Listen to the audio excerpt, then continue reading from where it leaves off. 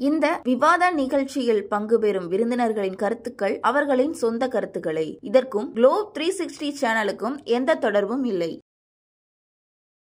4 எம்எல்ஏக்கு இருக்கிறோம், 2 எம்பி இருக்கிறோம், இருந்தாலும் இந்த தமிழ்நாட்டுக்குள்ள நம்மளால கொடியேற்ற முடியல, இன்னும் சிக்கலா இருக்கு அப்படின்னு சொல்லிட்டு ஒரு ஆதங்கத்தை பதிவு பண்ணியிருக்காரு. 4 சட்டமன்ற உறுப்பினர் இருக்கிறோம், 2 நாடாளுமன்ற உறுப்பினர் ஆன பிறகு எங்களால் கொடியேற்ற முடியவில்லை என்று சொல்றார். அப்படின்னா விடுதலை சிறுத்தைகள் கட்சியின் வளர்ச்சியை கண்டு சாதி வெறியர்கள் இந்த வேலையை செய்து வருகிறார்கள். புறக்கணிக்கப்பட்ட இந்த சமூகத்தின் அடையாளமாக விடுதலை சிறுத்தைகள் கட்சி இருக்கிறது. ஆனால் இந்த கட்சியை புறக்கணிக்கவே முடியாத ஒரு நிலைமையை நாங்கள் உருவாக்கி இருக்கின்றோம். இது திராவிட பூமி, இது பெரியார் பூமி, இது அண்ணா மண், இங்க சாதி கிடையாது, இது சமூக நீதி ஆட்சி அப்படின்னு சொல்றாரு. இந்த மண்ணுல தான் இந்த மாதிரி செயல்கள் எல்லாம் நடக்குதா? இந்தியாவில் எத்தனை மாநிலங்கள் இருக்கோ அத்தனை மாநிலங்கள் இருக்கக்கூடிய மக்களுடைய மனநிலை தமிழ்நாட்டுல திராவிட கட்சிகள்னாலையும் பெரியார்னாலையும் சாதி ஒழிக்க முடியல அப்படின்றத நம்ம எடுத்துக்கலாமா? சாதியை ஒழிக்க முடியல அப்படின்றது அது ஒரு மக்கள் திட்டமிட்டு திமுகவுக்கும் விசிகாவுக்கும் உரசல உண்டாக்கணும்னு நினைக்கிறாரா, இல்ல திருமாவளவன் அவர்களே கூட்டணியில ஒரு சர்ச்சையை ஏற்படுத்தணும் அப்படின்றதுக்காக நாங்கள் இல்லாம இந்த அரசியல் கட்சி ஏதோ நகராது அப்படின்ற ஒரு ஸ்டேட்மெண்ட்? அது உண்மையை பேசுறாரு. நாங்கள் இல்லாம தமிழ்நாட்டில் இனி எந்த கட்சியும் ஆட்சி அமைக்க முடியாது அப்படின்றத பாரதிய ஜனதாவுக்கும் விசிகா வராதான்னு எதிர்பார்க்கிறாங்க. திமுகவுக்கும் நாங்க தேவைப்படுறோம். அதிமுக விசிகா தன் பக்கம் வராதுன்னு எதிர்பார்க்கிறாங்க. நடிகர் விஜய் கட்சி ஆரம்பிச்ச பிறகு விசிகா தன் பக்கம் வராதுன்னு யோசிக்கிறாங்க. அப்ப இப்ப ஏற்பட்ட கட்சி திரு விஜயை பார்த்து பயப்படுதா? ஏன் நாங்க காலாவதி ஆனவர்கள் தான் அரசியலுக்கு வராரு அப்படின்னு சொல்லிட்டு திருமாவளவன் அவர்கள் பேசுறாரு. இந்த கருத்து இன்னைக்கு சொன்ன கருத்து இல்லைங்க. மும்மொழி கொள்கை சொல்றேன். மும்மொழி கொள்கை உன் இந்தியா நான் படிக்கிறேன். ஏன் தமிழை நீ படிப்பியா? உன் கல்வி நிறுவனங்களை பாடத்திட்டமா வைப்பியா? வட மாநிலங்களில் ஹிந்தி பேசக்கூடிய மாநிலங்கள் அப்புறம் தமிழையும் ஒரு மொழி தான், அதை படிங்கன்னு சொல்லி திணிப்பியா? நீ என்ன சொல்ற? தமிழ் சிறந்த மொழின்னு சொல்ற. திருக்குறளை மேற்கோள் காட்டுற, தமிழ் இலக்கியத்தை மேற்கோள், யாதும் ஒரு யாவொரு கேள்விலாம் போய் கத்துறீங்கல்ல. அப்ப தமிழ் மூத்த மொழியா இருக்கும்போது தமிழை கத்துக் கொடுங்க, தமிழை படிங்க. ஏன் படிக்கல?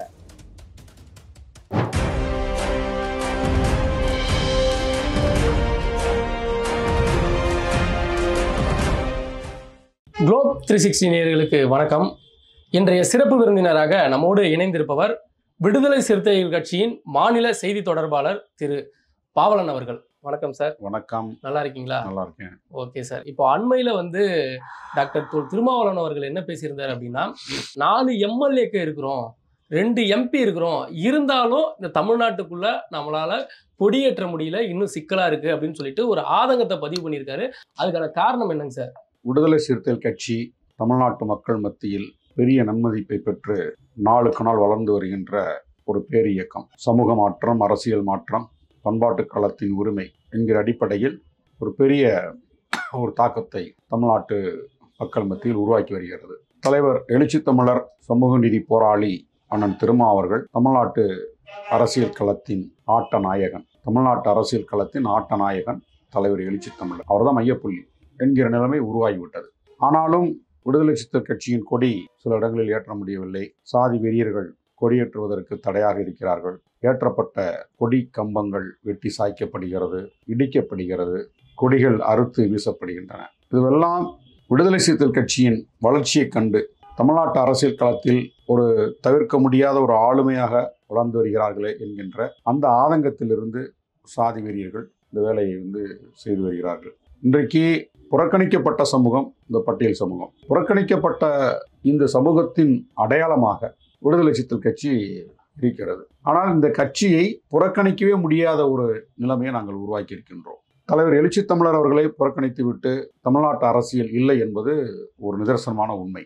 இந்த சூழல் உருவானாலும் கூட இன்னும் விடுதலை சிறுத்தைகள் கட்சியை ஏற்றுக்கொள்ளாதவர்கள், இவர்களெல்லாம் அதிகாரத்தை நோக்கி நகர்ந்து வருகிறார்களே என்கின்ற அந்த ஆதங்கத்தில் உழலக்கூடியவர்கள் இது போன்ற விடுதலை சிறுத்தைகளுக்கு எதிரான ஒரு வன்மத்தை கட்டமைப்பது, கையாளுவது என்பதை நாம் கண்கூடாக பார்க்கிறோம். அந்த ஆதங்கத்தில் இருந்துதான் இன்றைக்கு விடுதலை சிறுத்தைகள் கட்சியில் 4 சட்டமன்ற உறுப்பினர், 2 நாடாளுமன்ற உறுப்பினர்கள் என்கிற அந்த நிலைமை உருவான பிறகும் சட்டமன்றத்திலும் நாடாளுமன்றத்திலும் இந்த நாட்டு மக்களுக்காக குரல் கொடுப்பது, ஒன்றிய அரசு கொண்டு வரக்கூடிய மக்கள் விரோத கொள்கைகளை எதிர்த்து பேசி முறியடிப்பது போன்ற மக்களுக்கான மக்களை பாதுகாக்கக்கூடிய, அரசமைப்பு சட்டத்தை பாதுகாக்கக்கூடிய இது போன்ற களத்தில் விடுதலை சிறுத்தைகள் மக்கள் மத்தியில், சட்டமன்றத்தில், நாடாளுமன்றத்தில் எங்களுடைய பங்களிப்பை செலுத்தி வருகின்றோம். ஆனாலும் கொடியேற்ற முடியவில்லை. இதற்கு என்ன காரணம் அப்படின்னு பார்த்தீங்கன்னா,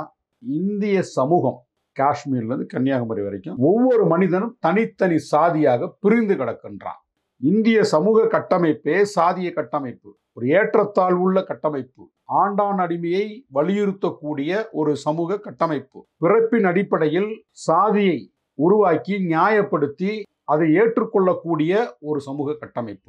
இந்த கட்டமைப்புக்குள்ளதான் சாதியின் அடிப்படையில் புறக்கணிக்கப்பட்ட இந்த மக்களை அந்த சாதியின் கோர பிடியிலிருந்து மீட்டெடுப்பதற்காக, சாதியத்தின் கூறுகளிலிருந்து பாதுகாப்பதற்காக இவர்களை அணியப்படுத்தி, அரசியல்படுத்தி, அரசியல் அங்கீகாரத்தை நோக்கி நகர்த்துவதற்கான வேலையை நாங்கள் செய்து வருகின்ற காரணத்தினால் இன்றைக்கு ஆங்காங்கே சில இடங்களில் எங்களுக்கு எதிரான வன்மங்கள் கட்டமைக்கப்படுகின்றன. அதில் ஒன்றுதான் இந்த கொடியை அறுக்கிறது, இடிக்கிறது. ஏன் தலைவர் அவர்கள் அந்த நாங்க 4 சட்டமன்ற உறுப்பினர் இருக்கிறோம், 2 நாடாளுமன்ற உறுப்பினர் ஆன பிறகு எங்களால் கொடியேற்ற முடியவில்லை என்று சொல்றார் அப்படின்னா, மென்மேலும் சாதி ஒழிப்பு களத்தில் ஓடக்கூடிய விடுதலை சிறுத்தைகளாக இருக்கக்கூடியவர்களை மேலும் உற்சாகத்தோடு வேலை செய்வதற்கான ஒரு சொல் அது இருக்கு. நம்ம 4 எம்எல்ஏ ஆகிட்டோம், எம்பி ஆகிட்டோம், ஆனாலும் நம்ம கொடியேற்ற முடியல. அப்போ இன்னும் நம்மளுடைய வேலை திட்டத்தை அதிகப்படுத்துவது அப்படின்றது ஒரு பக்கம். இன்னொன்று, இந்த சமூக யதார்த்தம் இப்படிதான் இருக்கு, கொடியேற்ற முடியல. நம்ம மக்களுடைய பிரதிநிதியாக மாறின பிறகும் சட்டமன்றத்தில், நாடாளுமன்றத்தில் பேசினாலும் கூட நம்மளை இன்னும் முழுமையாக அங்கீகரிக்கலை. அப்போ இன்னும் நமக்கு பாதுகாப்பு தேவை கருதி அனைத்து தரப்பு மக்களும் முழுமையாக ஏற்றுக்கொண்டு கொண்டாடக்கூடிய இடத்தில் இந்த கட்சியை கொண்டு செல்வதற்கு ஏராளமான சட்டமன்ற உறுப்பினர்களும் போதுமான அளவில் நாடாளுமன்ற உறுப்பினர்களும் இந்த கட்சிக்கு உருவாகணும். அப்போதுதான் இந்த மக்கள் பாதுகாக்கப்படுவார்கள். மக்களுக்காக போராடக்கூடிய விடுதலை சிறுத்தைகள் பாதுகாக்கப்படுவார்கள். இந்த மக்களுடைய அடையாளமாக இருக்கக்கூடிய எங்களுடைய அந்த நீலம் சிவப்பு நட்சத்திர கொடி பாதுகாக்கப்படும் அப்படின்ற அந்த கண்ணோட்டத்தோடு தான் தலைவர்கள் அந்த கருத்தை சொன்னார். இதில் என்ன அப்படின்னா, எங்களை அரசியல் களத்தில் அந்த பொலிட்டிக்கல் பவர் அதை கேப்சர் பண்ணணும், பொலிட்டிக்கல் ஷேர் அதை அந்த இடத்தை அடையணும், அரசியல் அதிகார பங்கீடு, அதுக்கு இன்னும் கூடுதலாக வேலை செய்ய வேண்டியிருக்கு. இப்போ அதற்கான செயற்பாட்டு களத்தில் எங்களை மென்மேலும் அணியப்படுத்துறதுக்காக தான் தலைவர் சமூக யதார்த்தத்தை அப்படி சொன்னார். ஓகே சார், இப்போ சமூக யதார்த்தத்தை சொல்லியிருக்காரு. 4 எம்எல்ஏ இருக்கும், 2 எம்பி இருக்கும், இருந்தாலும் அங்கீகரிக்கப்பட முடியல, கொடியை நம்மளால ஏற்ற முடியல அப்படின்னு சொல்லிட்டு ஒரு பக்கம் ஆதங்கத்தை தெரிவிச்சிருக்காரு. அதே பக்கம் என்ன பண்றாரு அப்படின்னா, இது திராவிட பூமி, இது பெரியார் பூமி, இது அண்ணா மண், இங்க சாதி கிடையாது, இது சமூக நீதி ஆட்சி அப்படின்னு சொல்றாரு. இந்த மண்ணில் தான் இந்த மாதிரி செயல்கள்லாம் நடக்குதா? ஆமாம், அதாவது தமிழ்நாடு இந்தியாவுக்குள்ளதான் இருக்கு. தமிழ்நாடு இந்தியாவுக்குள்ளதான் இருக்கு. இந்திய ஏகாதிபத்தியத்தின் பிடிக்குள் தமிழ்நாடு இருக்கிறது. எல்லா மாநிலங்களும் அப்படிதான். இந்திய ஒன்றிய அரசின் ஏகாதிபத்தியத்திற்குள் தமிழ்நாடும் சிக்கி கிடக்கிறது. இந்த சமூக கட்டமைப்பு சனாதன கட்டமைப்பு. இந்தியாவுடைய சமூக கட்டமைப்பு என்பது சனாதனத்தால் கட்டமைக்கப்பட்டது, வர்ணாசிரம கோட்பாட்டின் அடிப்படையில் கட்டமைக்கப்பட்டது. அப்ப காஷ்மீர்ல இருந்து கன்னியாகுமரி வரைக்கும், இந்த பக்கம் அந்த அஸ்ஸாம், மணிப்பூர், ஒரிசால இருந்து இந்த பக்கம் குஜராத் வரைக்கும் இந்தியாவில் எத்தனை மாநிலங்கள் இருக்கோ அத்தனை மாநிலங்கள் இருக்கக்கூடிய மக்களுடைய மனநிலை இப்படித்தான் இருக்கும். ஆனாலும் இந்தியாவுக்கு ஓகே சார், ஆனாலும் சொல்ல வரேன் ஏன் இது பெரியார் மண், இங்கே சாதி ஒழிப்புக்கான அரசியல் பேசப்பட்டு வருகிறது. இன்றும் ஆட்சி நடக்குது. திராவிட மாடல் ஆட்சி சமூக நீதி ஆட்சியா தான் இருக்கு அப்படின்னு சொல்லி நம்ம சொல்ல வரேன். இந்தியாவிலேயே நீங்க சமூக நீதிக்காகவே ஒரு இயக்கம் தோற்றுவிக்கப்பட்டு அந்த இயக்கம் கட்சியாக மாறியது தமிழ்நாட்டு அரசியல் வரலாற்றில் தான். நீங்க தென்னிந்திய நல உரிமை சங்கம் தோற்றுவிக்கப்பட்டது, அதன் பிறகு நீதி கட்சி உருவாக்கப்பட்டது. தென்னிந்திய நல உரிமை சங்கம் தான் நீதி கட்சியா மாறுது, ஏடி பன்னீர்செல்வம் தலைமையில். ஏன் இந்த நீதி கட்சி இங்கே தோற்றுவிக்கப்பட்டது அப்படின்னா, இந்தியாவை சட்டத்தின்படி ஆட்சியால் இங்கே நடத்த முடியல. முழுக்க சனாதன கோட்பாடு தான் இந்தியாவை ஆண்டுட்டு இருக்கு. பிறப்பின் அடிப்படையில் ஒருத்தன் உயர்ந்தவன் ஒருத்தன் தாழ்ந்தவன் என்கின்ற அந்த பாகுபாடு இங்கே கட்டமைக்கப்பட்டிருக்கு. இதை யாராலும் எதிர்த்து போராட முடியல, மாற்ற முடியல. ஏற்கனவே இந்த நாட்டை ஆண்ட மன்னர்களும் அதை மாற்றுவதற்கான முயற்சியும் செய்யலை. அந்த சனாதனத்திற்கு எல்லா மன்னர்களுமே அதை ஏற்றுக்கொண்டு அந்த சனாதனத்தை யார் உயர்த்தி பிடிக்கின்றார்களோ அவர்கள் சொல்லக்கூடிய இடக்கூடிய வேலைகளை செய்யக்கூடிய இடத்துல தான் எல்லா மன்னர்களும் இருந்தாங்க. அப்ப இங்க யாருக்குமே நீதி கிடையாது.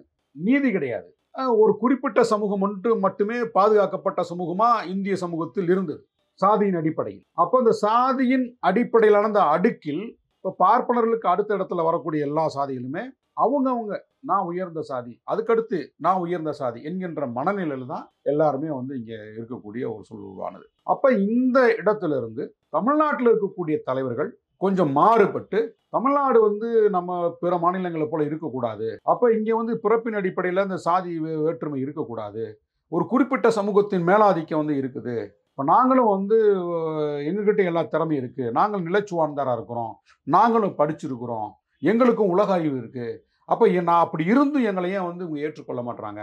இப்போ காங்கிரஸ் கட்சி கூட்டத்தில் பார்த்தீங்கன்னா பார்ப்பனர்கள் மட்டும் தனியாக உட்காருவாங்க, பிற்படுத்தப்பட்ட மக்கள்லாம் ஒன்றா உட்காருவாங்க, அந்த பக்கம் அப்படியே ஓரமாக அப்படியே பட்டியல் சமூகத்தை சேர்ந்த தலைவர்கள்லாம் அப்படி உட்காருவாங்க. இப்படி தான் இருந்தது. அந்த உணவு இடைவேளையின் போது கூட சாப்பிடும்போது பார்ப்பனர்கள் தனியாக சாப்பிட்டாங்க. ஒரே கட்சி, காங்கிரஸ் கட்சியில் ஒரே கட்சி, ஒரே தலைமையின்குள் செயல்பட்டவர்கள் காங்கிரஸ் கட்சி கூட்டத்தில் கலந்து கொண்டவங்க ஒன்றா உட்காந்து சாப்பிட மாட்டாங்க, சாதியை பிரிஞ்சு தான் சாப்பிடுவாங்க. அப்போ இதெல்லாம் அங்கே இருக்கக்கூடிய பிற்படுத்தப்பட்ட சமூகத்தை சேர்ந்த தலைவர்களுக்கு ஒரு உறுத்தலாக இருந்தது. அந்த உறுத்தல் இதுக்கு அப்போ இதுக்கு நம்ம எதிர்க்கணும், பேசணும், போராடணும், இதை மாற்றணும் அப்படின்ற எண்ணத்தின் அடிப்படையில் தான் தென்னிந்திய நல உரிமை சங்கம் தோற்றுவிக்கப்பட்டு அது சமூக நீதிய கட்சி நீதி கட்சியாக மாற்றப்பட்டு அந்த நீதி கட்சியிலிருந்து வந்தது தான் தந்தை பெரியார் தலைமையிலான திராவிடர் கழகம். இப்போ திராவிடர் கழகத்தின் பிள்ளை தான் திமுக. அந்த அந்த அரசியலுடைய தாக்கம் இருக்கு பாருங்க. நீதி கட்சியிலேருந்து தீக்காவுடைய தாக்கம், இந்த தாக்கம் இவங்க கொடுத்த மாநில உரிமை, சாதி ஆதிக்க எதிர்ப்பு, இந்த மாதிரி மொழி உரிமை, தமிழ் மொழியை பாதுகாப்பது, இந்தி எதிர்ப்பு, சமஸ்கிருத எதிர்ப்பு, இப்படி இந்த கட்டமைப்புக்குள்ளேயே இந்த அரசியல் விதைக்கப்பட்ட காரணத்தினால் அந்த தாக்கம் தான் தமிழ்நாட்டில் ஒரு பெரிய அரசியலாக வளர்ந்தது. ஆனாலும் தன்னிச்சு எந்த முடிவையும் பெருசா சாதிக்க முடியாது. ஏன்னா எல்லா அதிகாரமும் ஒன்றிய அரசு கைகள். அப்படின்ற பட்சத்துல இப்ப பெரியார் சாதி ஒழிப்புக்காக பேசினார். பெரியாருக்கு முன்பு இருந்த தலைவர்களும் நீதி கட்சியில இருந்த தலைவர்களும் சாதி ஒழிப்புக்காக பேசியிருக்காங்க. நீதி கட்சி மாநாட்டு தீர்மானம்லாம் ரொம்ப அற்புதமான தீர்மானங்கள், அதெல்லாம் நம்ம கொண்டாடப்படக்கூடிய ஒரு தீர்மானங்கள் தான். அப்ப எல்லாருமே சாதி ஒழிப்பு பேசக்கூடிய ஒரு சூழல் தலைவர்கள் மத்தியில தமிழ்நாட்டில் உருவானது. வட இந்திய மாநிலங்களை ஒப்பிடும்போது இங்க அந்த எண்ணிக்கை அதிகமா இருந்தது. ஆனாலும் மக்கள் சாதியாகவே பிரிந்து கிடப்பதால் ஊரும் சேரியும் தனித்தனியாக வாழ்விடங்கள் தனித்தனியா இருக்கு. ஊரு வேற, சேரி வேற, ஒவ்வொரு சாதிக்காரர்களுக்கும் தனித்தனி தெரு, ஒவ்வொரு சாதிக்கும் தனித்தனி சுடுகாடு. வாழ்விடங்கள் பிரிஞ்சு கிடக்குது. செத்த பிறகு புதைக்கின்ற இடமும் எரிக்கின்ற இடமும் தனித்தனியா பிரிஞ்சு கிடக்குது. அப்ப இந்த சமூக கட்டமைப்பு, ஊர் கட்டமைப்பு தனித்தனியா இருக்கின்ற காரணத்தினால்தான் இந்த சாதி தொடர்ந்துகிட்டே இருக்கு. ஆனாலும் போதிக்கப்படக்கூடியது சாதி ஒழிப்பு அப்படின்னு தலைவர்கள் சொல்லிட்டு தான் இருக்காங்க. சாதி கூடாது அப்படி சொல்றாங்க. ஆனால் ஒரு பெரிய மாற்றத்தை இங்க ஒப்பீட்டளவுல பெருசா நம்ம மாற்ற முடியல. ஆனால் பிற மாநிலங்களுக்கு ஒப்பிடும்போது இங்க ஒரு நெகிழ்வுத்தன்மை உருவாகி இருக்கிறது. சாதிய இறுக்கத்துல ஒரு நெகிழ்வுத்தன்மை உருவாகி இருக்கிறது. ஆனால் இந்த 10 ஆண்டுகளில் பார்த்தீங்கன்னா பாரதிய ஜனதா ஒன்றிய அரசுல அந்த ஆட்சி அதிகாரத்தை கைப்பற்றிய பிறகு இந்துத்துவா என்கின்ற அந்த சனாதன கோட்பாடு பெருசா விவாதிக்கப்படுகிறது. இந்த நாட்டில் இருக்கக்கூடிய அனைத்து தரப்பு மக்களுமே மதம் சார்ந்த ஒரு விவாதத்துக்குள்ள போயிட்டாங்க. மதம் சார்ந்த விவாதத்துக்குள்ள போகும்போது தன்னியல்பா சாதியை பற்றியும் பேசி ஆகணும். இந்து மதத்தை பற்றி பேசுனீங்கன்னா சாதியை பற்றி பேசி ஆகணும். சாதி இல்லைன்னா இந்து மதமே கிடையாது. அப்போ இந்து மதத்தை பற்றி பேசும்போது, இஸ்லாத்தை பற்றி பேசும்போது, கிறிஸ்தவத்தை பற்றி பேசும்போது, இந்து மதத்தை முன்னிறுத்தி பேசும்போது அங்கே சாதியை முன்னிறுத்த வேண்டிய ஒரு சூழல் உருவாகுது. அப்படி அந்த மனநிலையில தான் நாங்களாம் ஆண்ட பரம்பரை, நாங்கள் வேளாண்குடி பரம்பரை அப்படின்ற மாதிரியான ஒரு அந்த உலக தமிழ்நாட்டில் திராவிட கட்சிகள்னாலையும் பெரியார்னாலையும் சாதியை ஒழிக்க முடியல அப்படின்றத நம்ம எடுத்துக்கலாமா? சாதியை ஒழிக்க முடியல அப்படின்றது அது ஒரு 50 ஆண்டு கால திட்டம், 100 ஆண்டு கால திட்டம் சொல்ல முடியாது. ஏன்னா இது பல 100 ஆண்டுகள், ஏறக்குறைய இப்போ என்ன சொல்றாங்க, ஒரு 2000 ஆண்டுகளா சொல்றாங்க. 2000 வருஷமா இந்த சாதிய பாகுபாடு இருக்கு அப்படின்றது சொல்றாங்க. முன்பு அது தொழில் அடிப்படையில் பிரிக்கப்பட்டது. அதுக்கப்புறம் அது வளர்ந்து சமூக குழுக்களாக பிரிஞ்சு அதிகாரம் என்கின்ற இடத்தை நோக்கி நகரும்போது அது பெரிய வன்முறையாக வெடிக்குது. அது சாதி ஆதிக்கமாக மேலோங்குது அப்படின்றதான் இன்னைக்கு இருக்கக்கூடிய யதார்த்தம். அதிகாரம் தான் அங்கே தீர்மானிக்குது. யார் அதிகாரம், ஊரை யார் அதிகாரம் பண்ணுறது, நாட்டை யார் அதிகாரம் பண்ணுறது, ஆட்சியில் உட்காந்து யார் அதிகாரம் பண்ணுறது. இப்போ இந்த இடத்தை நோக்கி போகும்போது அப்போ அது இந்த சாதிய ஒரு வேற்றுமை வெறுப்பும் தலை தூக்குது. நம்ம அப்படி தான் பார்க்கணும். அப்போ வந்து இங்கே சாதியை வந்து முற்றிலும் ஒழிப்பது அப்படின்றது அது ஒரு நீண்ட கால திட்டம். எப்படின்னா இன்னும் ஒரு 300 வருஷம் ஆகலாம், 400 வருஷம் ஆகலாம், 500 ஆண்டுகள் கூட வரலாம். இங்கே சாதி ஒழிப்பு அப்படின்றது புரட்சியாளர் அம்பேத்கர் வந்து என்ன சொல்லியிருக்காரு அப்படின்னா, இந்த நாடாளுமன்றத்தின் கடைசி செங்கற்கள் பெயர்த்து எரியப்படும் வரை இங்கே வந்து சாதியை வந்து ஒழிக்கிறது கஷ்டம் அப்படின்னு சொல்லியிருக்காரு. ஏன் அப்படின்னா சாதியை பாதுகாப்பது இந்து மதம், இந்து மதத்தை பாதுகாப்பது நாடாளுமன்ற ஜனநாயகம். புரியுங்களா உங்களுக்கு? சாதிகளை பாதுகாப்பது, சாதிகளை உருவாக்கி சாதிகளை பாதுகாப்பது இந்துத்துவா என்கின்ற கோட்பாடு இந்து மதம். அப்போ இந்துத்துவா கோட்பாட்டை பாதுகாப்பது நாடாளுமன்ற அமைப்பு. அப்போ இந்த நாடாளுமன்ற அமைப்புக்குள்ள வந்து ஒரு பெரிய மாற்றத்தை கொடுக்காம நீங்க வந்து இங்க எதுவுமே சாதி ஒழிப்புன்றது வந்து சாத்தியமே கிடையாது. அப்போ ஒரு மாநில அரசால் சாதியை ஒழிக்க முடியாது. மாநில அரசால் சாதியை ஒழிக்க முடியாது. எப்படி ஒழிக்க முடியும்? ஆனா சாதியை ஒழிப்பதற்கான அந்த செயல் திட்டங்களை வந்து வகுக்க முடியும். அந்த சாதி அடிப்படையில் வந்து பாதிக்கப்பட்ட மக்களை வந்து எம்பவர் பண்ண முடியும். கல்வியில் வந்து வாய்ப்பு கொடுக்கறது, வேலை வாய்ப்பில் வாய்ப்பு கொடுக்கறது, பொருளாதாரத்தில் வந்து அவங்க மேம்படுத்துறதுக்கு அதுக்கான ஏராளமான திட்டங்கள். இப்போ இந்த திராவிட பூமியில இந்த திமுக ஆட்சியில் அது இல்லையே. புல்லட் ஓட்டிட்டு போனா கையை விட்டுறாங்க. அது புல்லட் ஓட்டிட்டு போய் கை வெட்டுறதுக்கும் திமுக என்ன தொடர்பு? இது காலங்காலமா நடக்குது. நீங்க அப்படி பார்த்தா அதிமுக ஆட்சி காலத்தில் ஒரு பட்டியல் போடலாம், எடப்பாடி ஆட்சி காலத்தில் பட்டியல் போடலாம், எம்ஜிஆர் காலத்தில் நடக்கலையா? விழுப்புரத்தில் வந்து எத்தனை படுகொலை நடந்தது? காங்கிரஸ் ஆட்சி காலத்தில் வந்து இங்கே படுகொலை செய்யலையா? நம்ம இதில் வெண்மணியில் 40 பேரை வந்து உயிரோடு கொடுத்து 44 பேரை உயிரோடு கொடுத்தலையா? இந்த ஜெயலலிதா ஆட்சி காலத்தில் வந்து இங்கே 3 கிராமத்தை எரிச்சு சூறையாடி இளவரசன் திவ்யா காதல் ஒரு இதை பெருசாக உண்டு பண்ணி தருமபுரியில் 3 கிராமத்தை எரிச்சு நாசம் பண்ணலையா? அப்படி நிறைய அடிக்கிட்டே போகலாம். ஏராளமான வந்து ஆணவ படுகொலை நடந்துகிட்டு தான் இருக்குது. அதுக்கு ஒரு குறிப்பிட்ட கட்சியை மட்டுமே சொல்ல முடியாது. இப்போ திமுக ஆட்சி காலத்தில் நிறைய அங்கங்கே நடக்குது. அப்படின்னா இந்த திமுக ஆட்சி காலத்தில் வந்து இதை பெருசாக உருவாக்கணும், விசிகாவுக்கும் திமுகவுக்கும் முரண்பாட்டை உருவாக்கணும், அந்த கூட்டிலிருந்து வெளியேற்றணும் அப்படிங்க அங்கங்கே சாதி உண்மத்தை கட்டமைச்சிட்டே இருக்கிறாங்க. எப்போதெல்லாம் திமுக ஆட்சிக்கு வருதோ அப்போல்லாம் ஊழல் குற்றச்சாட்டை சொல்லுவாங்க, இது மாதிரி சாதி பிரச்சனை கிளை போடுவாங்க. இது கலைஞர் காலத்திலேருந்து அப்படி தான் இருக்கு. இது மக்கள் வந்து திட்டமிட்டு வந்து திமுகவுக்கும் விசிகாவுக்கும் உரசலை உண்டாக்கணும்னு நினைக்கிறாரா? இல்லை திருமாவளவன் அவர்களே வந்து கூட்டணியில் ஒரு சர்ச்சையை ஏற்படுத்தணும் அப்படின்றதுக்காக நாங்கள் இல்லாமல் இந்த அரசியல் கட்சி எதுவும் நகராது அப்படின்ற ஒரு ஸ்டேட்மெண்ட். அது உண்மையை பேசுறாரு. தமிழ்நாட்டு அரசியல் களம் இன்றைக்கு விடுதலை சிறுத்தைகள் தான் சார்ந்து இருக்குது. ஏன் வந்து அதிமுக வந்து எங்களை கூப்பிடுறாங்க? எங்க பக்கம் இப்ப நாங்க விடுதலை சிறுத்தைகள் எந்த அணியில இடம்பெறோமோ அந்த அணி தான் வெற்றி பெறும் 2026. அப்படி ஒரு சூழலை உருவாக்கியிருக்கோம். ஏன் அப்படின்னா நீங்க வந்து திமுக வளர்ந்து முடிஞ்சிச்சு, புதுசா போய் யாரும் சேர்ந்து அந்த கட்சியை வளர்க்கணும் அவசியம் கிடையாது. அதிமுக வளர்ந்த கட்சி, அவங்களுக்கான ஒரு ஸ்டாண்டர்டு ஓட் பேங்க் இருக்கு. காங்கிரஸ் உங்களுக்கு தெரியும் இருக்கிற இடத்துல அப்படியே இருக்கு. கம்யூனிஸ்ட் கட்சிகளுக்கு ஒவ்வொரு தொகுதியிலையும் ஒரு குறிப்பிட்ட வாக்கு வங்கி அப்படியே இருக்கு, அப்படியே தான் இருக்கு. வளர்ந்துகிட்டு இருக்கக்கூடிய கட்சி விசிகா தான். மற்ற கட்சிகளை ஒப்பிட்டு பாருங்க, நீங்களே யோசித்து பாருங்க. மற்ற கட்சிகளோட ஒப்பிடும்போது விடுதலை சிறுத்தைகள் தான் நாளுக்கு நாள் வளர்ந்து கொண்டே இருக்கிறோம். அப்படி வளர்க்க தலைவர் எழுச்சி தமிழர் தமிழ்நாட்டில் எல்லா மாவட்டத்துக்கும் போயிட்டு இருக்காரு. ஒரு திருமணமா அங்க 100 பேர் கட்சியில இணையறான். ஒரு காதணி விழாவா அங்க ஒரு 200 பேர் கட்சியில இணையறான். ஒரு கருத்தரங்கமா அங்க 100 பேர், ஒரு ஆர்ப்பாட்டமா அங்க 100 பேர். இப்படி எந்த நிகழ்ச்சிக்கு போனாலும் அந்த இடங்கள்ல எந்த மாவட்டத்துக்கு போனாலும் அங்க வந்து 200 பேர் 300 பேர் வந்து தினந்தோறும் தங்களை விடுதலை சிறுத்தை இணைத்துக் கொள்ளக்கூடிய ஒரு சூழல் விடுதலை சிறுத்தை கட்சியில மட்டும் தான் நடந்துட்டு இருக்கு. வேற எந்த கட்சியிலுமே இல்ல. வேற எந்த கட்சியிலுமே இந்த போய் இந்த கட்சியில் நாங்க சேர்றோம் அப்படின்ற நிகழ்ச்சி வந்து எப்பயாவது ரொம்ப ரேரா நடக்கும். இந்த கட்சியில இணைந்தார் அல்லது இந்த கட்சியில வந்து 100 பேர் இணைஞ்சாங்கன்றது ரொம்ப ரேரா நடக்கும். ஆனா விடுதலை சிறுத்தை கட்சியில் மட்டும்தான் இது அம்பேத்கர் திடல். நீ வந்து உட்காந்து பாருங்க, தினந்தோறும் புதிய ஆட்கள் வர்றாங்க, கட்சியில் இணைறாங்க. ஏன் சொல்ல வரேன்னா தமிழ்நாட்டு அரசியல் களத்தில் விடுதலை சிறுத்தைகள் மட்டும்தான் தினந்தோறும் வளர்ந்து கொண்டிருக்கக்கூடிய ஒரு கட்சி. தமிழ்நாட்டு மக்கள் மத்தியில 2 சீட்டுக்கும் 4 சீட்டுக்கு மட்டும்தான் அவங்களுடைய அதிகாரத்தை வந்து தமிழ்நாட்டு மக்கள் மத்தியில தமிழ்நாட்டை பாதுகாக்கக்கூடிய கொள்கை கோட்பாட்டு களத்தில் மிக சரியாக உறுதியாக போராடக்கூடிய ஒரு தலைவர் எழுச்சி தமிழர் அண்ணன் திருமாவர்கள் அப்படின்றத இன்றைக்கு தமிழ்நாட்டில் இருக்கக்கூடிய அனைத்து சமூகத்தை சேர்ந்த இளைஞர்கள் நன்றாக உணர்ந்து கொண்டு விட்டார்கள். அந்த அடிப்படையில் இருந்துதான் எல்லா சமூகத்தில் இருக்கக்கூடிய இளைஞர்கள் விடுதலை சிறுத்தைகள் கட்சியை நோக்கி வந்துட்டு இருக்காங்க.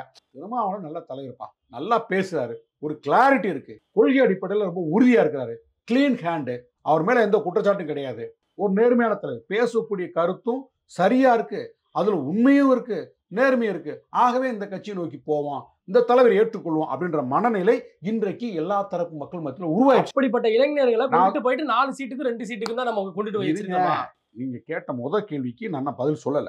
அப்ப அப்படி ஒரு சூழல் இங்கே உருவான காரணத்தினால தான் விடுதலை சிறுத்தைகள் தமிழ்நாட்டில் எல்லா மாவட்டங்களிலும் எல்லா ஒன்றியங்களிலும் ஒரு தவிர்க்க முடியாத சக்தியாக எல்லா சட்டமன்ற தொகுதிகள் 234 சட்டமன்ற தொகுதி எங்களுக்கு வந்து வாக்கு வங்கி ஒவ்வொரு நாளும் விரிவடைந்து கொண்டே போகிறது.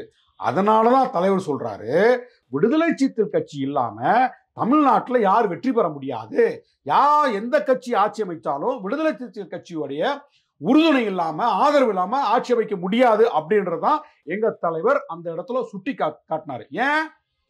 கலை யதார்த்தம், அது கலை யதார்த்தம்.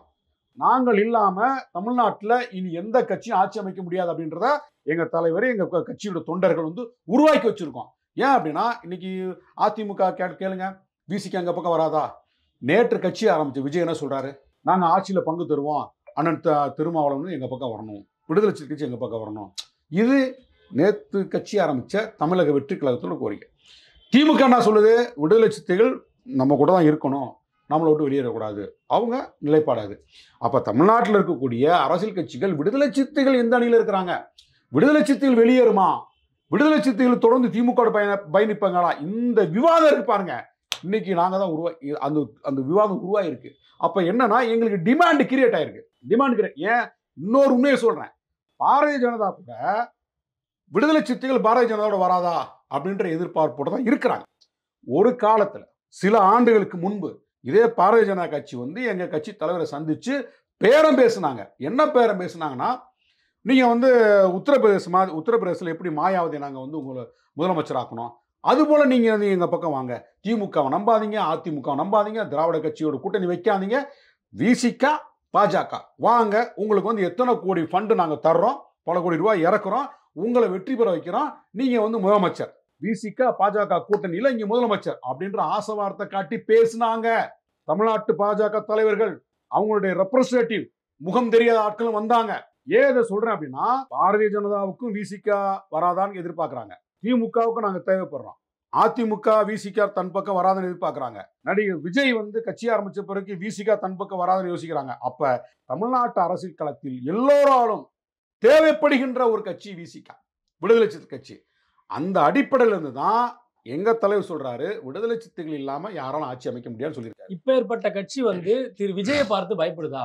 ஏன் நாங்க காலாவதி ஆனவர்கள் தான் அரசியலுக்கு வராரு அப்படின்னு சொல்லிட்டு திருமாவளவன் அவர்கள் பேசுறாரு. இந்த கருத்து இன்னைக்கு சொன்ன கருத்து இல்லைங்க. நீங்க தமிழ்நாட்டில் எத்தனை இது சிவாஜி கணேசன் கட்சி ஆரம்பிச்சாரா, பாக்கியராஜ் கட்சி ஆரம்பிச்சாங்களா, அவர் அண்ணன் டி ராஜேந்திரன் கட்சி ஆரம்பிச்சாரா, இப்படி அடிக்கிட்டே போலாம். இவர் நம்ம விஜயகாந்த் அவர் கட்சி ஆரம்பிச்சாரா, இப்படி நடிகர்கள் வந்து கட்சி தமிழ்நாட்டு மற்ற எந்த மாநிலத்திலும் இந்த கூத்து கொடுமை கிடையாதுங்க. மற்ற எந்த மாநிலத்திலையும் நடிகர்கள் வந்து நான் கட்சியை ஆரம்பிச்சு நான் முதலமைச்சர் ஆவேன் அப்படின்ற இந்த கூத்து கொடுமை இந்த கேவலம் வேற எந்த ஸ்டேட்லையும் கிடையாது. கேரளாவில் உண்டா, இல்லை கர்நாடகா உண்டா, ஆந்திரா உண்டா, எதுவுமே கிடையாது. ஆரம்பிச்சிடலாம். ஆனால் இங்கே தமிழ்நாட்டில் மட்டும்தான். ஏன் அப்போ அகில இந்திய சூப்பர் ஸ்டார் வந்து அமிதாப் பச்சன் தானே, அவரையே நான் கட்சியை ஆரம்பிச்சு நான் வந்து பிரதமர் ஆகிறேன்னு சொல்லலை. மகாராஷ்டிராவில் வந்து எவ்வளோ, தமிழ்நாட்டில் இதுதான் இந்தியாவோட பெரிய ஒரு வர்த்தக மையம் வந்து மகாராஷ்டிரா தானே, முக்கியமான சென்டர் தானே. அங்கே இருந்து எவனா ஒரு நடிகர் கட்சி ஆரம்பிச்சு நான் ஆட்சியை பிடிப்பேன், மகாராஷ்டிராவில் சிஎம் அவன் யாரும் சொன்னானா, கொல்கத்தாவில் வந்து அங்கே வந்து எவனா சொன்னானா, டெல்லியில் எவனா ஒரு நடிகர் சொன்னானா, சொல்லலை. தமிழ்நாட்டில் தான் கொஞ்சம் மக்கள் மத்தியில் ஒரு பாப்புலர் ஆனவுடனே உடனே நம்ம வந்து சிஎம் ஆகணும், கட்சி ஆரம்பிக்கணும், ரசிகர் மன்றத்தை பார்த்தே வந்து நம்ம கட்சி ஆரம்பிக்கணும், அந்த மண்ணில் இருக்கு. இந்த மைண்ட் செட்டு ரொம்ப நாளா இருக்கு. இந்த கருத்தை விஜய்க்காக சொன்ன கருத்து கிடையாது, இது ரொம்ப நாளா சொல்லிட்டு இருக்காரு. இப்படியே ரொம்ப நாளா சொல்லிட்டு இருக்காரு. விஜயகாந்த் கட்சி ஆரம்பிச்சும் போது கருத்து சொல்லிருக்காரு, கட்சி ஆரம்பிக்கும் முன்பு ஆரம்பிக்கும் பொழுது ஒரு காலி இடம் இருக்கு, அவர் வந்து நிரப்புவார் அப்படின்னு சொல்லியிருந்தாரு. வாழ்த்து சொன்னாரு, நிரப்புவார் சொல்ல, அதாவது வாழ்த்து சொன்னாரு. கட்சி ஆரம்பிப்பது ஜனநாயக உரிமை, அதுல வந்து நாங்க யாருமே வந்து குறை சொல்ல. விஜய் கட்சி ஆரம்பிக்க போட்டும் போது கூட எங்க தலைவர் வந்து வாழ்த்து சொன்னார். ரஜினி கட்சி ஆரம்பிக்க போறேன்னு சொன்னப்போ கூட வாழ்த்து சொன்னாரு. இது ஜனநாயக உரிமை. ஆனால் மறுபக்கம் அவங்க என்ன சித்தாந்தத்தை உள்வாங்கியிருக்காங்க, என்ன கொள்கை கோட்பாட்டில் பயணிக்கிறாங்க, அதை பார்க்கும்போது நாங்கள் ஜனநாயக அடிப்படையில் உங்களை வரவேற்றோம், ஆனால் உங்க கொள்கை சரியில்லை, உங்க கோட்பாடு சரியில்லை, உங்க நிலைப்பாடு சரியில்லை, அதனால் எதிர்க்கிறோம். இதுதான் எங்க நிலைப்பாடு. புரியுங்களா? ஒரு தனி மனித உரிமை. நீங்க கட்சி ஆரம்பிக்கலாம், இவரு கட்சி ஆரம்பிக்கலாம், எல்லாரும் கட்சி ஆரம்பிக்கலாம், அதை நம்ம குறை சொல்லுவாரு. ஆனால் என்ன நோக்கத்துக்கு ஆரம்பிக்கிறீங்க, உங்க கொள்கை என்ன, கோட்பாடு என்ன, உங்களோட செயல் திட்டம் என்ன, அதை பார்க்கும்போது நீங்க ஜீரோ அப்படின்னா நீங்க வேஸ்ட். நான் என்ன சொல்றேன் இப்போ என்னன்னா, நான் இப்போ விஜய் கட்சி ஆரம்பிச்சிருக்காரு, என்ன சாதிக்க போறாரு? இல்ல அவர் சாதிக்கிறாரு, ஆனா விசிகாவுடைய வாக்குகளை பறிச்சிருவாரோ அப்படின்ற ஒரு பயம். விசிகா வாக்குகளுக்கும் அதுக்கு சம்மந்தம் ஏங்க? இங்க வந்து விடுதலை சிறுத்தைகள்ல இருக்கக்கூடிய இப்போ தலைவர் இருக்காரு, தலைவருக்கு அடுத்து இப்போ நாங்கள் இருக்கிறோம். எங்களுக்கு அடுத்து அப்படியே மாவட்டம், ஒன்றியம், முகாம், நகரம், பகுதி, வட்டம் அப்படி வந்து ஒரு ஒரு ஒரு ஹையராரிட்டி இருக்குது. எல்லாருமே ஒத்த சிந்தனையில் இருக்கும். தலைவர் என்ன சிந்திக்கிறாரோ எங்கள் கடையில் தொண்டனுக்கு அதான் சிந்தனை, மாறுபட்ட சிந்தனை கிடையாது. ஏன்னா வெறுமனே விடுதலை சிறுத்தைகள் வந்து வெற்றி பெறணும், அதுக்கான உத்தியை மட்டுமே கையாளணும், ஆட்சி அதிகாரத்தில் போய் சிஎம் ஆகணும், எல்லாரும் எம்எல்ஏ ஆகணும், எல்லாரும் எம்பி ஆகணும், எல்லாரும் அமைச்சராகணும் அப்படின்ற எண்ணத்தோடு மட்டுமே இந்த கட்சி வந்து தொடங்கப்படலை. எங்களுக்கு பிரைமரி அஜெண்டா ஒன்று இருக்கு, சாதி ஒழிப்பு. சாதி ஒழிப்பு தான் எங்களுக்கு பிரைமரி, முதல் வேட்கை எங்களுக்கு சாதி ஒழிப்பு தான் எங்களுக்கு முதல் வேட்கை. அப்ப சாதி ஒழிப்பு களத்துல அதற்கான அரசியலை முன்வைத்து சாதி ஒழிப்புக்கான கொள்கை கோட்பாடுகளை வந்து மக்கள்கிட்ட வந்து சொல்லி அரசியல்படுத்தி, தொண்டர்கள்ட்ட சொல்லி அரசியல்படுத்தி அவர்களை தயார்படுத்தும் போது ரொம்ப உறுதியா இருக்கிறோம். நாங்கள் உறுதியா இருக்கிறோம். தலைவர் என்ன உறுதி நிலைப்பாட்டில் இருக்கிறாரோ அதே உறுதி நிலைப்பாட்டில் தான் எங்க கட்சியில் அனைவருமே இருக்கிறோம். அதனால வந்து எங்களுக்கு 1000 பேர் கட்சி ஆரம்பிச்சா கூட எங்களுக்கு எந்த சேதாரமும் கிடையாது, எங்களுக்கு எந்த பயமும் கிடையாது. வெறுமனே சிஎம் சீட்டை மட்டுமே டார்கெட் பண்ணி அதுக்கு மட்டுமே அரசியல் பண்ணிட்டு இருக்காங்களா, அவங்களுக்கு தான் இது அலர்ஜி, அவங்களுக்கு தான் பயம்.